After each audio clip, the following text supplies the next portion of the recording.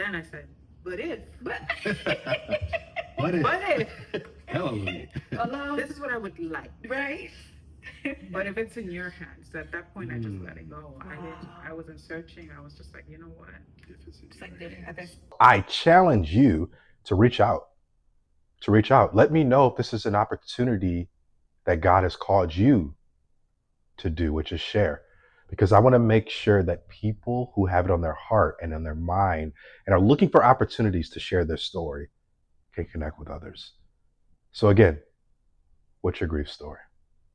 So can I trust my own understanding, my own truth, my own experiences? No, I don't trust them. I don't trust anything I've experienced because it's not. It's distorted. It's not in a. It wasn't love. So we have trust him with all your heart, lean not to your understanding, acknowledge him, and he will straighten your path. So you talk about the activation is now I can see clearly. Yeah. Yeah, where I feel like God is driving my form, where everything Yeah. about me is just God, turn left, turn right, walk in this. And our interaction is so seamless Yeah.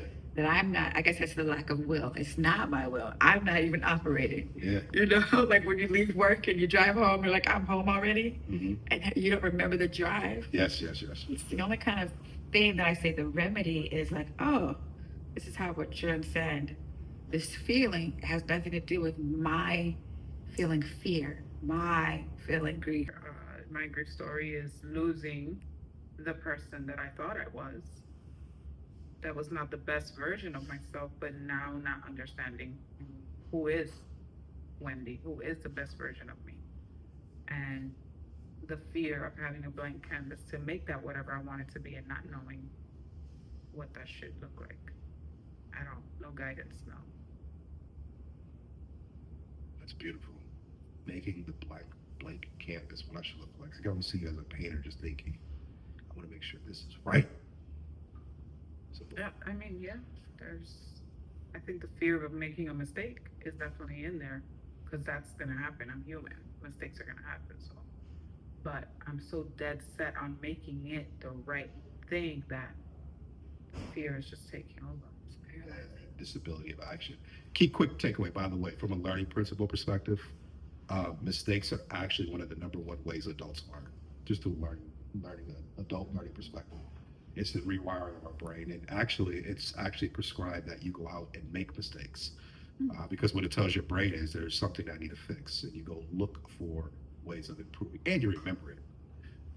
So, twin, Yes. in brief, what is your grief story? Whew. Along with our father, and I can relate in the way of my own identity, being grieving loss of myself, and loss of a fiance of my love, 2009. So in 2009, my fiance was suddenly killed in a motorcycle accident, and he was the foundation for my professional life, for my household. Um, which then that same day that he passed, I left the United States Air Force.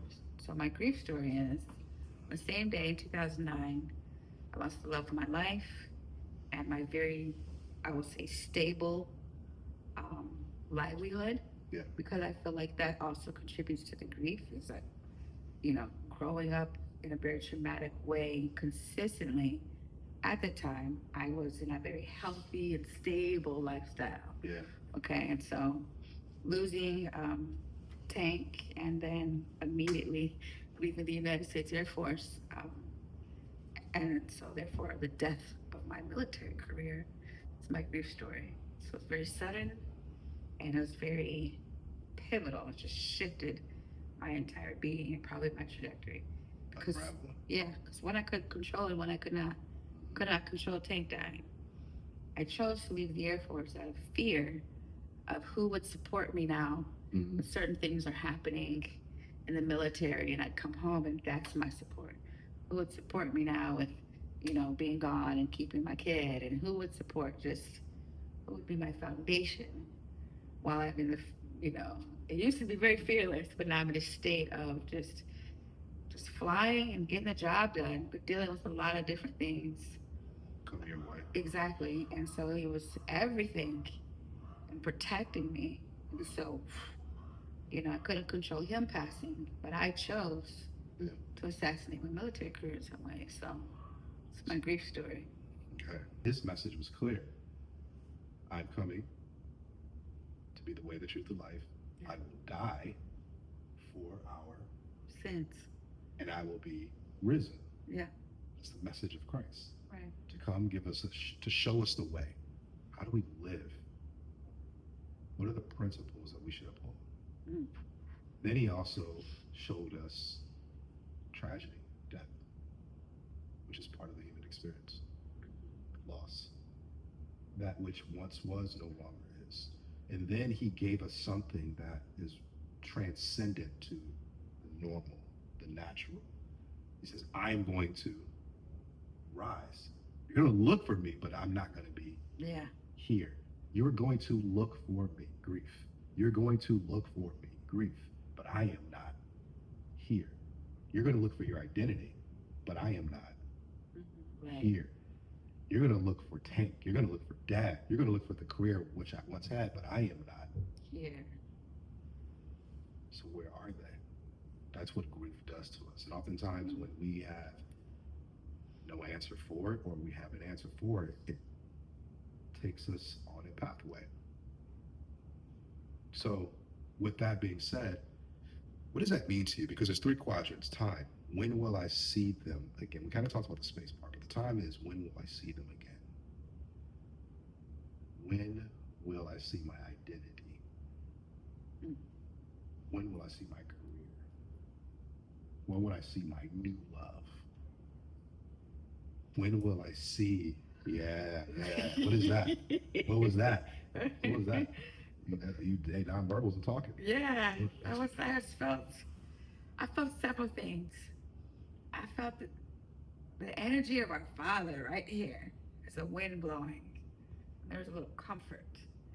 I felt jarred when he said new love, because I am holding on to this love right here that is, I've not necessarily let go of. And it makes me think about old wineskin, new wineskin, old life, new life, and letting go and how important it is so that you can carve out new spaces. Yet, kind of like we said about tones and body language, I'm still very much jarred in 2009 when that impact took place and I had to run. Trevor, come get me. You know, I could not breathe, and I find that what you just... Who came? My twin. Yes, and he brought the word like you are now, though.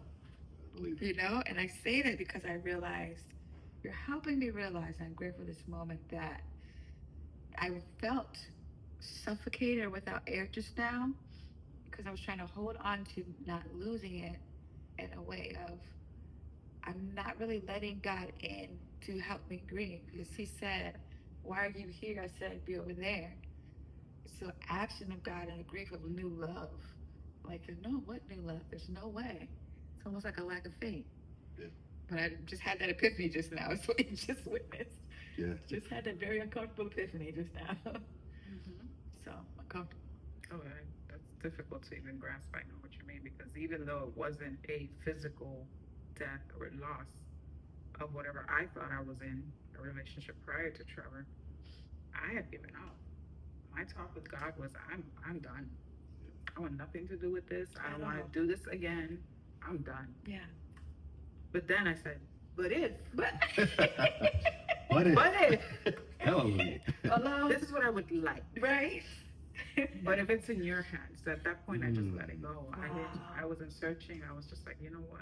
If it's in It's like your that's hands. bringing Yeah. spirit back in, not that Right. spirit leaves, but But if this is what you're gonna bring me, this is what I would like. Wow. But if, Mhm. nevertheless, not my will, but Right. Your will. I gave up. ooh, But if, that just and hit. that's when I got my guidance of, Yeah. okay, what I heard was, I can give you what you're asking, but you have to do as I say, which is where that whole thing played out, where I was like, no, this has to be this My way. hands are Yeah, sweating. yeah, that's another episode. I'm gonna tell you what played My out. hands are sweating. I'm gonna tell you what played out. I'm gonna tell y'all what played. That's Stay another. tuned. That's another. Stay tuned. Oh yeah. That Yeah, one, that's I a don't good want to one. give you all too much, but anyways, we're gonna. So let me share this with you, and I think this is a beautiful connection because we're still talking about the core of Jesus, right? Right. So before he died, before he was taken by the soldiers, he was in a garden called Gethsemane, and in this garden, he was with his disciples, and it was so interesting because they were in a dark place, and Jesus told them, "Hey, I need to step away." Yeah. He had been with them. He said, "I need to step away." And his intention was to go step away to be with God in communion. But he said, "I need you to stay awake and pray." Mm. Jesus needed to step away to be in communion with God, but he had responsibilities that he had to tend to. And he said, "While I'm gone, all I need you to do is do what you're supposed to do." Yeah. And then as he transitions, he felt the burden of his responsibility, which was not only his disciples, it was the world. Yes. He felt the burden of his responsibilities. And he went before God and got on his knees. And the Bible said that he had tears like blood coming down. It's like he's grieving. He prayed to God. He said, "If it be in your will, let this cup pass." He knew where he was going. He knew there was going to be death. He knew there was going to be risen. He knew it was going to be a lot. "If it be in your will, let this cup pass. But nevertheless, not my will." Because Jesus said, this is going to be a lot. "But God, I trust you so much that, but if you give me, I'm going to trust you so much. Nevertheless, not my will, but your will be done." How does God's will be done in our grief? How can you mend a broken heart?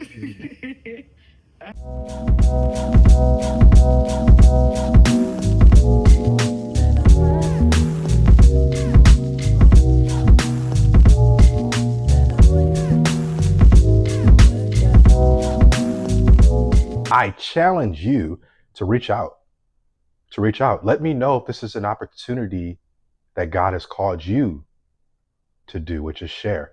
Because I want to make sure that people who have it on their heart and on their mind and are looking for opportunities to share their story can connect with others. So again, what's your grief story?